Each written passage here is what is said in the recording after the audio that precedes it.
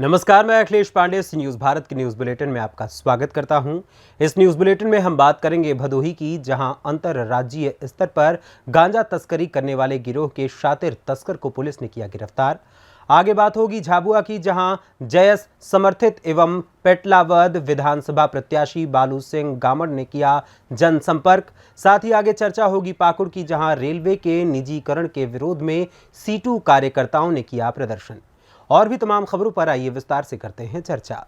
Police अधीक्षक doctor Meenakshi Katyayan Bhadohi द्वारा जनपद के रास्ते मादक पदार्थों की तस्करी की रोकथाम व मादक पदार्थों की बरामदगी तथा अभियुक्तों की गिरफ्तारी हेतु सभी संबंधित को सख्त निर्देश दिए गए हैं और इसी के तहत पुलिस ने अंतर्राज्यीय स्तर पर गांजा तस्करी करने वाले गिरोह का शातिर गांजा तस्कर चढ़ा पुलिस के हत्थे, जिनके कब्जे से गांजा तस्करी में प्रयुक्त 12 पहिया ट्रक सहित 10 बोरियों में कुल 3 कुंटल 2 किलो 500 ग्राम नाजायज गांजा बरामद किया है।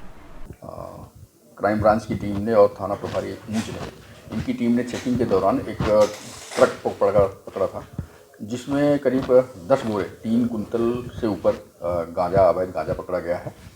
ये गांजा जो ट्रक ड्राइवर है वो उड़ीसा का रहने वाला, ट्रक भी उड़ीसा की है, वहाँ से लेकर के ये आ रहा था और पुलिस ने चेकिंग के दौरान इसको पकड़ा है। जो व्यक्ति है जिसको गिरफ्तार हुआ है, मनोज कुमार रावत, ये उड़ीसा का रहने वाला है। इससे गिरफ्तारी हुई है। जो ट्रक मालिक है वो इसमें वांछित है, मुलजिम बनाया गया है और गिरफ्तारी तक इसमें आगे की कार्रवाई की जा रही है और पुलिस अधीक्षक महोदय के द्वारा जिस कार्य के लिए पूरी टीम को जो है इनाम की पुरस्कृत करने की घोषणा की गई। भदोही से सीनू संवाददाता मोहसिन की रिपोर्ट। जयस समर्थित एवं जयस के कर्मठ कार्यकर्ता एवं पार्टी के पेटलावद विधानसभा के प्रत्याशी इंजीनियर बबलू सिंह गामड़ ने जनसंपर्क के दौरान मीडिया से चर्चा में क्या कहा, सुनिए। पेटलावद विधानसभा का अगर चुनाव जीत कर आते हैं तो क्या रहेगी उनकी पहली प्राथमिकता? नमस्कार साथियों, हमारे साथ जुड़े हैं बालू सिंह जी गामड़, जो कि बाप पार्टी से पेटलावद विधानसभा चुनाव लड़ रहे हैं। आपका हमारे चैनल में बहुत बहुत स्वागत है। आपको बहुत बहुत धन्यवाद। जैसा कि आप पेटलावद विधानसभा में एक जयस समर्पित अच्छे कार्यकर्ता हैं, और आपको ये चुनाव लड़ने का ख्याल कैसे आया? देखिए, चुनाव लड़ने का ख्याल मेरे दिमाग में पहले था भी नहीं, पर मेरी लगभग 13 साल की नौकरी में 19 बार ट्रांसफर हुए हैं और उसका कारण है कि मैंने जगह जगह निःशुल्क कोचिंग क्लासेस संचालित करी थी। स्वास्थ्य सेवाओं के लिए हम आगे आ रहे थे, तो कहीं न कहीं नेताओं को ये लग रहा था कि हमारी ज़मीनें खिसकती जा रही है। तो मैंने ये कहीं न कहीं सोचा, हमारे जाजम ने सोचा, सभी सर्वधर्म समाज के लोगों ने सोचा कि ऐसा व्यक्ति आए पेटलावद में जो कि हमारे हितों के संरक्षण कर सके और रोजगार के लिए कुछ कर सके, व्यापारिक रूप से जो बेहतर हो सके वो कर सके, पलायन रुकना चाहिए, शिक्षा के लिए कुछ कर पाए, स्वास्थ्य के लिए कुछ कर पाए, ऐसे बहुत सारे मुद्दे हैं, उसके लिए बेहतर व्यवस्था करे, ऐसा कहीं न कहीं लोगों ने सोचा।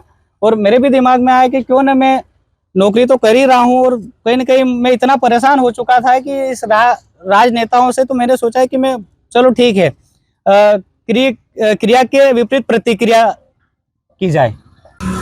जैसा कि कल नामांकन जो दाखिल किए गए थे, उसके फॉर्म की रिटर्न की वापस लास्ट तारीख थी, उसमें कई राजनीतिक दलों ने अपने अपने दाव पेच आजमाए और निर्दलियों के फॉर्म वापस लिए। इस प्रकार आपके ऊपर भी कोई दबाव बनाया गया होगा? देखिए, दबाव बना नहीं बना एक अलग बात है। इनके खुद के ही घर से, मतलब ये सेफ जोन में नहीं है, तो मेरे ऊपर क्या दबाव बनाएंगे।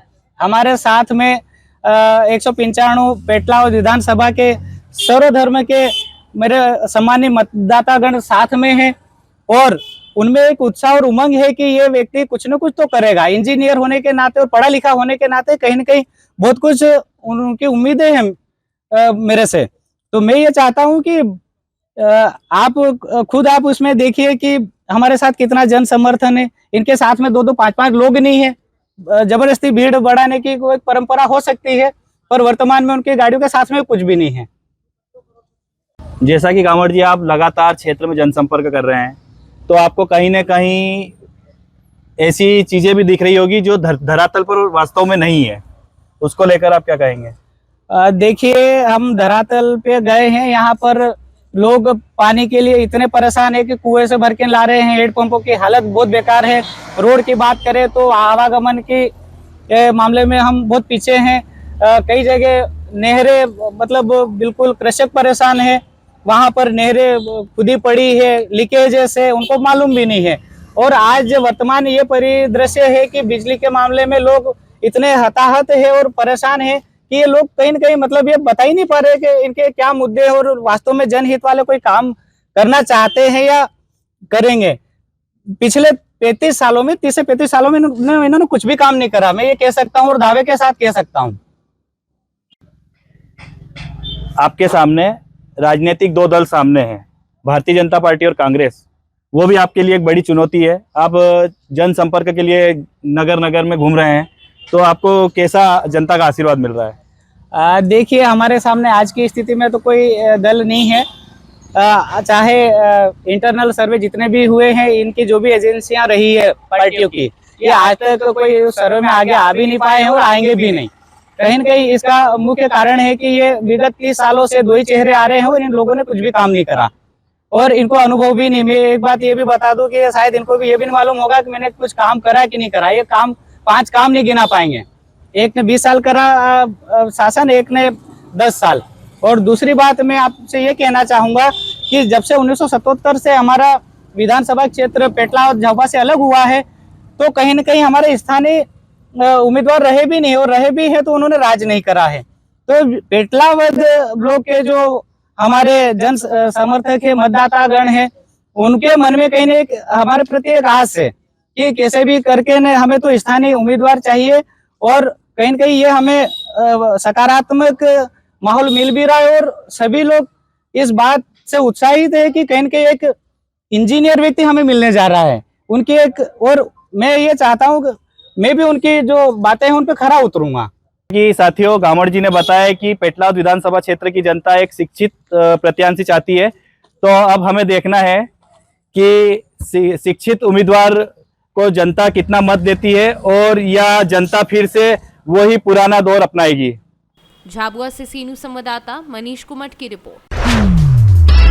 पाकुड़ में रेलवे के निजीकरण के विरोध में सीटू कार्यकर्ता उतर आए हैं। कार्यकर्ताओं ने पाकुड़ रेलवे स्टेशन परिसर में केंद्र सरकार के विरोध में नारेबाजी की।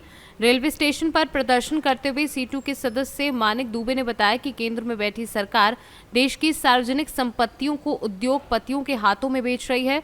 देश पर इसका बुरा असर पड़ेगा। उद्योगपतियों की मनमानी चलेगी, देश के नौजवान बेरोजगार हो जाएंगे। उन्होंने बताया कि अब सरकार स्मार्ट बिजली मीटर लगा रही है। स्मार्ट बिजली मीटर का असर गरीब तबके के लोगों पर पड़ेगा। समय पर बिल का भुगतान नहीं होने से गरीब तबके के लोगों को अंधेरे का सामना करना पड़ेगा। साथ ही कहा कि ठेके पर काम करने वाले दैनिक कर्मी बेरोजगार हो जाएंगे। आम नागरिकों व गरीब मजदूर वर्ग इससे सबसे ज्यादा प्रभावित होगा।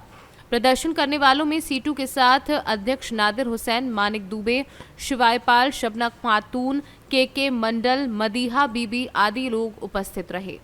पैमाने पर आज 3 नवंबर को CITU अखिल भारतीय किसान सभा की ओर से रेल एवं विद्युत बिल स्मार्ट मीटर के खिलाफ जो है हमारा आज आंदोलन है और उसी के तहत हम पाकुड़ में आज अपनी क्षमता के अनुसार हम यहाँ पर इस रेल का निजीकरण के खिलाफ सहित तमाम सरकारी उद्योगों का जो नरेंद्र मोदी धड़ल्ले से अपने दोस्तों को जो है औने पौने दामों में बेच रहा है, हम उसका विरोध करने के लिए प्रदर्शन किया। पाकुड़ से सीनू संवाददाता पंकज भगत की रिपोर्ट। फिलहाल के लिए इस न्यूज़ बुलेटिन में बस इतना ही। देश दुनिया की तमाम खबरों के लिए देखते रहें सी न्यूज़ भारत।